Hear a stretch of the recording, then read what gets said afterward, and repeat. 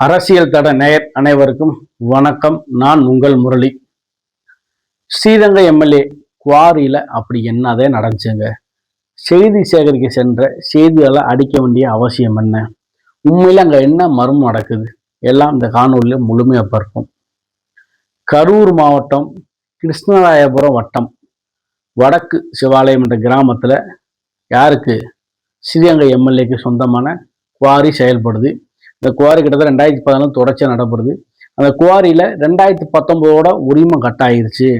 2019 2023 காலகட்டத்துக்கு விதிமீறலோட செயல்படாத அரசு சார்பாக இப்போ திமுக எம்எல்ஏ திமுக அரசாலே கிட்டத்தட்ட 23 கோடி ரூபா ஃபைன் போட்டதாகவும், திரும்ப அதுக்கப்புறம் அந்த ஃபைனும் கட்டலை, திரும்ப தொடர்ச்சி அந்த குவாரி செயல்படுவதாகவும், யாருக்கு? தொடர்ச்சியாக சமூக ஆர்வலர்கள் இந்த குற்றச்சாட்டை பத்திரிகையாளர்கிட்ட வைக்கிறாங்க. நீங்கள் நேரடியாக களத்துக்கு வரணும், இங்கே நடக்கக்கூடிய அநியாயங்களை மக்களிடம் கொண்டு போய் சேர்க்கறதுக்கு நீங்கள் வாங்கன்னு யார் சொல்கிற? சமூக ஆர்வலர் யார்? 2 நிருபர்களையும் ஒரு வழக்கறிஞர், மொத்தம் 5 பேர் கொண்ட குழு இறங்குது. இறங்கி இங்கே நடக்கக்கூடிய விஷயங்களை எப்படியாவது மக்களிடம் கொண்டு போய் நம்ம சேர்த்துடணும், இதை வரக்கூடிய காலங்களில் நம்ம முழுமையாக கம்ப்ளீட்டாக பூட்டியான்னு சொல்லி களத்தை இறங்கி உள்ள வேலை பார்க்கலாம் இறங்குறாங்க. உள்ளே இறங்கி அப்படியே கரூர் உள்ளே வர்றாங்க. நம்ம உள்ள நேரடியாக உள்ளே போனோம்னா எதுவும் பிரச்சனை ஆயிரும். ஏன்னா உள்ள ஆட்கள் அதிகமாக இருக்கிறதா உங்களுக்கு தகவல் கிடச்சி உள்ள போனால் அடித்தடி சண்டை வந்துன்னு தெரிஞ்சுக்கிட்டே வெளியே இருந்துக்கிட்டே கேமரா தனியார் தொலைக்காட்சி லைவ் போடுறாங்க. லைவ் போட்டு ட்ரோன் கேமரா மூலம் பறக்குது. மேலே அந்த லைவ் போய்கிட்டே இருக்கு. ஒரு குறிப்பிட்ட லிமிட் 10 அடி 20 அடிக்கு மேலே போகப்போ என்னதுன்னா அந்த லைவ் கட் ஆகிட்டே இருக்கு. சரி, அந்த அவங்க கிட்டத்தட்ட அவங்களுக்குள்ளே நின்று அந்த வேலையை தொடர்ச்சியாக பண்ணுறப்போ ஒரு 1 hour கிட்ட நெருக்கி ஆயிடுது. இந்த காலகட்டத்தில் யாரும் அங்கிட்டு ஒருத்தவங்க வராங்க. சரி, யாரோ சும்மா வந்துக்கிட்டு வராங்க உங்களுக்கு நினைக்கிறேன். அவங்க என்ன பண்ணுறாங்கன்னா ஒரு காமனாக அவங்க என்ன பண்ண தொடர்ச்சியாக ஃபாலோ பண்ணுறாங்க. அதை முடிஞ்ச உடனே அவர் ஃபோன் பண்ணுறாரு. இங்கே மாதிரி ஏதோ ஒரு பத்திரிகையாளர் கும்பல் இங்கே வந்திருக்கு, இங்கே நடக்கிற விஷயங்கள் அனைத்தையும் ஃபுட்டேஜ் ஷூட் பண்ணிக்கிருக்காங்க, இங்கே ஏதோ பிரச்சனை வர மாதிரி இருக்குது, இந்த இடத்த விட்டு உடனே நம்ம கிளம்பிடுவோம்னு பிளான் பண்ணுறாங்க. அவங்க கிளம்பலான்னு வண்டியில் அடுத்து எல்லாம் செட்டப்பாக கிளம்பி வெளியே போய்க்கிருக்கவே ஒரு சினிமா படத்தை வர மாதிரி சர்னு ஒரு 10 கார் 5 கார் வருது. இறங்கினா எல்லா வண்டியும் யூட்டனை போட்டு வண்டி ஃபுல்லாக மறைச்சிடறாங்க. மறைச்சு உனக்கு என்ன இங்கே வேலை, இங்கே இடத்துல நீங்கள் எப்படி இங்கே வரலாம் அப்படின்னா, இல்லைங்க நாங்கள் பத்திரிக்கையாளர், நாங்கள் இங்கே உள்ள செய்தியை இங்கே அத்துமீறலில் கொண்டு போய் மக்கள்கிட்ட சேர்க்க போகிறோம், எங்களுக்கு தொடர்ச்சி எங்கள் புகார்னு அடிப்படையில் இங்கே வந்திருக்கோம், கூட சமூக ஆர்வலர் கூட வந்திருக்காரு அப்படின்னா, யார்? சமூக ஆர்வலர் காமின்றாங்க. அந்த சமூக ஆர்வலர் காட்டுங்கன்றாங்க. அவரே வராது. காவேரி நீர்வள ஆதார பாதுகாப்பு குழு தலைவர் சுடலை அவர்கள் உடனே, நீதாய தொடர்ச்சி எங்கள் மேலே கேஸ் போட்டுருக்கு, உன்னத்தை நாங்கள் ரொம்ப நாளாக தேடிக்கிருக்கோம், கண்ணில் சிக்குவேன் பார்த்தா சிக்கலை, எலி பொடியில் வச்சுமா என்கிட்ட மாட்டின்னு சொல்லி வாங்க செல்லாங்களான்னு சொல்லி துண்டுங்க. ஒரு படத்தில் சந்தானம் எப்படி கிடைச்சா மொத்தமாக கிடைக்கிறீங்கடா வாங்க அப்படின்னு ஆளுக்கு 4 பேர்த்த தூக்கிட்டு போய் வச்சு அடியான அடியில் அடிச்சு கேமரா உடைச்சு, லேப்டாப் உடைச்சு, மொபைலை உடைச்சு, அடிச்சு மண்டெல்லாம் உடைச்சு, தையல் போட்டு பெரிய பிரச்சனை ஆச்சு. அது உடனே செய்தி தொடர்ச்சியாக வெளியே வருது, சமூக ஊடகங்கள் விஷயம் வருது.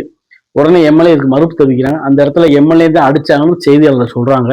இல்லை எம்எல்ஏ அந்த ஸ்பாட்டுக்கே நாங்கள் வரல, இது பொய்யான தகவல் சொல்றாங்க. அப்போ அதுக்கப்புறம் ஒரு சில நாள் கழிச்சு பார்த்தா எம்எல்ஏ அடிச்ச வீடியோ வருது. அது பெரிய பேசு பொருளாகுது. அனைத்து கட்சியும், திமுக கூட்டணி கட்சி இருக்கக்கூடிய அனைத்து கட்சியும் எதிர்த்து வைக்கிறாங்க. பாஜக எதிர்த்து வைக்கிறாங்க. இந்த மாதிரி பத்திரிகைகள் அடிச்சு வன்மையாக கண்டிக்கிறோம், இவர் மேல உடனே வழக்கு பதிவு செய்யணும் அப்படின்னு பல்வேறு தரப்பு ஆதரவுகள் தொடர்ச்சியாக பத்திரிகைகள் பக்கம் வந்துகிட்டே இருக்கு. ஆனா இது என்ன ஆகுது, ஒரு லிமிட்டுக்கு மேல போறப்ப ஆட்டோமேட்டிக் டவுன் ஆகுது. ஏன்னா ஆளுங்கட்சியாக இருக்கக்கூடிய எம்எல்ஏ மேல ஆளுங்கட்சி முதலமைச்சர்கள் இதுவரை எந்த நடவடிக்கை எடுக்கிறதில்லை, இனிமேல் எடுக்க போவதில்லையா. என்ன காரணம்? இப்படியே நீங்க பேசாம கொஞ்சம் சைலண்டாவே இருங்க, யார் என்ன கருத்துமா சொல்லட்டும், இந்த பிரச்சனை நீங்க அமைதியா இருந்தாவே, இதுக்கு நீங்க டீல் பண்ணாம இருந்தாவே ஆட்டோமேட்டிக் பிரச்சனை சைலண்ட் ஆயிரும், நம்ம பார்த்துக்கலாம், வெயிட் பண்ணுங்க சொன்னதாகவும் அதெல்லாம் தரப்புல வெயிட் பண்றாங்க. ஆனா அடிவத்த எல்லா பேரும் எங்க இருக்காங்க? பூரா ஹாஸ்பிட்டல் இருக்காங்க. இந்த குவாரியில விளைச்சல் 2 பேரும் அவங்களே கத்தி எடுத்து கையை 2 3 கிழிச்சிட்டாங்களா, இல்லை உண்மையிலே சண்டையில கையை கிழிச்சிட்டாங்க தெரியல. அவங்க 2 பேரும் கத்தி எடுத்து செய்தியாளர்கள் கிழிச்சிட்டாங்க சொல்லி அவங்க 2 பேரும் படுத்திருக்காங்க. இதெல்லாம் பார்க்கையில் சினிமா காட்சிகளை மிஞ்சக்கூடிய அளவில் இந்த சேசிங் காட்சி இருக்கு. யாரா இருந்தாலும் இன்னைக்கு முக்கியமா இருக்கக்கூடிய மாவட்ட செயலாளர்கள், அமைச்சர்கள், முன்னாள் அமைச்சர்கள் அனைவருமே இன்னைக்கு குவாரி தமிழ்நாடு ஃபுல்லா வச்சிருக்காங்க. எல்லா குவாரி இல்லாத பிரச்சனை எப்படி இங்கே மட்டும் இருந்துச்சு, இங்கேயே வந்தீங்க? பதினாண்டி எம்எல்ஏ அவங்க தரப்பு என்ன சொல்றாங்கன்னா, இல்லை இந்த கும்பலை பூரா என்கிட்ட பணம் கேட்குற நோக்கத்துல வந்தாங்க, அதுல பேச்சு வாக்கில் பேசும்போது சில வார்த்தைகள் முற்றாகி ஒண்ணுக்கு ஒன்று சண்டை போட்டாங்க அப்படின்ற மாதிரி அவங்க தரப்புல சொல்றாங்க. எதுவா இருந்தாலும் அடிக்கிறதுக்கு யாருக்குமே அனுமதி கிடையாது, அடிக்கவும் கூடாது. சப்போஸ் உண்மையிலேயே அவங்க பணமே கேட்டு வந்திருந்தாலும் நீங்க சொல்றபடி அவங்க மேல போலீஸ்ல வழக்கு பதிவு செய்யறதுல உங்களுக்கு அடிக்க அந்த அதிகாரம் யாரு கொடுத்தா? இன்னைக்கு கிட்டத்தட்ட அவங்ககிட்ட உள்ள பெரிய கேமரா அனைத்துமே உடைச்சு நோக்கிட்டீங்க. அதோட சேதாரங்களை யார் சரி போறா? இப்படி தொடர்ச்சியா பழனியாண்டி எம்எல்ஏ மேல தொடர்ச்சியா குற்றச்சாட்டு வைக்கிறாங்க. இதை பற்றி பழனியாண்டி எம்எல்ஏ ஆதரவாளர்களை சில போய் நம்ம கேட்டோம். என்னங்க இந்த மாதிரி நீங்க எப்படிங்க செய்தி சேகரிக்க சென்ற நிறுவனம் அடிக்கலாம், இது மாபெரும் குற்றம் இல்லையா அப்படின்னு. இல்லைனா அப்படிலாம் நாங்கள் சொல்லுவோம் செய்வோமா, எனக்கு எல்லா பத்திரிகையாளரும் எங்களுக்கு தேவை, எங்களோட வளர்ச்சியில பெரும் பங்கா இருக்கக்கூடியவங்கள பத்திரிகையாளர்களே, நாங்கள் அப்படி அடிக்கல, இது ஏதோ மோட்டிவ் வந்தக்கூடிய பிரச்சனை அப்படின்னு சொன்னாங்க. என்னடா நம்ம ஏதோ ஒரு பதில் கேட்குறோம், இது சம்மந்தம்லாம் ஒரு பதில் வருது அப்படின்ட்டு, சரி இதைவாத கேட்போம் அப்படின்னு சொல்லுங்க சொல்லி கேட்டதுக்கு, இது பார்த்தீங்கன்னா இவர் செஞ்ச வேலை கிடையாதுங்க. இங்கே நம்ம திருச்சி மாவட்டத்திற்குள்ள அமைச்சர் ஒருத்தவர் தூண்டுதல் பேர்ல இந்த பத்திரிகை கும்பல் போயிருக்கு. போய் எப்படியாவது இந்த முறை இவர் மேல ஒரு தப்பான ஒரு கேஸை உருவாக்கி லோக்கல் உள்ள அமைச்சர் தூண்டுதல் பேர்ல இந்த பத்திரிகையால சமூக ஆர்வலர் டீம்ல வந்துச்சு. அவங்க எப்படியாவது பழனியாண்டி எம்எல்ஏ மேல விதி மீறல் நடக்குது அப்படின்னு உள்ள குற்றச்சாட்டை மக்கள் மத்தியில கொண்டு போய் இவர் கெட்ட பேரை வாங்கணும்னு நினைச்சாங்க.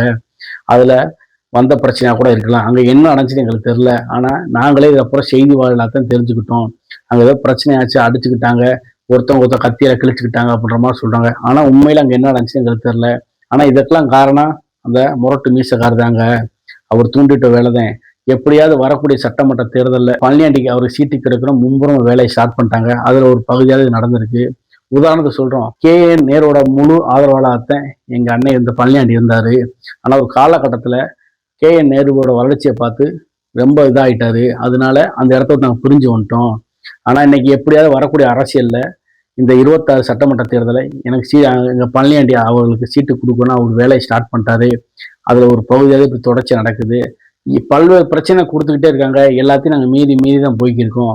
ஆனா புது பிரச்சனையை எங்களுக்கு கொடுத்துக்கிட்டே இருக்காங்க. இந்த முறை எங்களை சீட்டு கொடுக்கணும் அவர் எவ்வளவு கடினமாக வேலை கூடாதுன்னு எங்களுக்கு தான் தெரியும். எங்க மேல அந்த 2023 கிட்டத்தட்ட 23 கோடி ரூபாய்க்கு மேல எங்க மேல ஃபைன் போடுறது, குவாரியில தொடர்ச்சி எங்க ஸ்ரீரங்க தொகுதியை புறக்கணிப்பது எல்லாமே தொடர்ச்சி நடக்குது. ஆனா விடமாட்டோம். இங்க திருச்சியில 2 அமைச்சருக்கு நடுவா நாங்க காலம் ஊண்டியாவோம். 2 அமைச்சர்ல நிவல் நாங்க ஒரு அமைச்சர், எங்களுக்கு வரக்கூடிய சட்டமன்ற சீட்டு கன்ஃபார்முங்க. எவ்வளவு பிரச்சனை எவ்வளவு டார்ச்சர் பண்ணாலும் எங்களுக்கு மேற்கு மண்டல தளபதி இருக்காருல்ல செந்தில் பாலாஜி, அவர்கிட்ட பேசிட்டு எல்லாம் ஓகே பண்றாரு. வரக்கூடிய சட்டமன்ற தேர்தலை நீங்க தான் ஸ்ரீரங்க எம்எல்ஏ சொல்லிட்டாரு. அவரே சொல்லிட்டாரு எங்களுக்கு நீண்ட கவலை, சின்ன மன்னர் தளபதி அவர் தான் கொங்கு மண்டலத்துல, அவரும் சொல்லிட்டாரு. மாப்பிள்ளை தரப்புல எங்களுக்கு ஓகே சொல்லிட்டாங்க. யார் எங்க மேல எவ்வளவு குற்றச்சாட்டு வச்சாலும், எங்களை கட்சியை விட்டு நீக்கணும்னு சொல்லி கோஷம் பண்ணாலும், பத்திரிகையாளரை தூண்டி விட்டாலும், எங்க மேல 1000 குற்றச்சாட்டு தொடர்ச்சியா வச்சுக்கிட்டே வந்தாலும், நம்ம கனிமூல கொள்ளை விதிமீறல் பண்ணி அழிட்டாலும் என்ன குற்றச்சாட்டமும் அவங்க வைக்கட்டுங்க. வரக்கூடிய 2026 சட்டமன்ற தேர்தல் ஸ்ரீரங்க எம்எல்ஏ நாங்க தான், அடுத்த அமைச்சர் நாங்க தான் அப்படின்னு யாரு பழனியாண்டி எம்எல்ஏ ஆதரவாளர்கள் தன் காலை உயர்த்தி சொல்றாங்க. அரசியல் என்ன வேணும் நடக்கலாம், ஏன்னா சொல்ல முடியாது. ஏன்னா இது வரைக்கும் திமுக தலைமையிலிருந்து இதுக்காண்டி செய்தியாளர்களை தாக்கியது சம்பந்தமாக ஒரு வார்த்தை கூட எதுவும் பேசலை, கட்சியிலிருந்து நீக்கல, எந்த ஒரு அறிக்கை கூட வரல. அப்படின்றப்ப பழனியாண்டி எம்எல்ஏ ஆதரவாளர் சொல்லுவது உண்மை போல தெரியுது பார்ப்போம். ஏன்னா இது வரைக்கும் எந்த அறிக்கையோ எந்த மறுப்போ எதுவுமே வரவில்லை, எல்லாம் அப்படி சைலண்டா இருக்கு. பார்ப்போம் என்ன வேணுமோ வரக்கூடிய காலங்கள் நடக்கலாம். ஸ்ரீரங்க எம்எல்ஏ பழனியாண்டி அவரது அப்படின்னு அவங்க ஆதரவாளர் சொல்றாங்க. வரக்கூடிய காலம் என்ன நடக்கும் என்பதை பொறுத்திருந்து பார்ப்போம். நன்றி, வணக்கம்.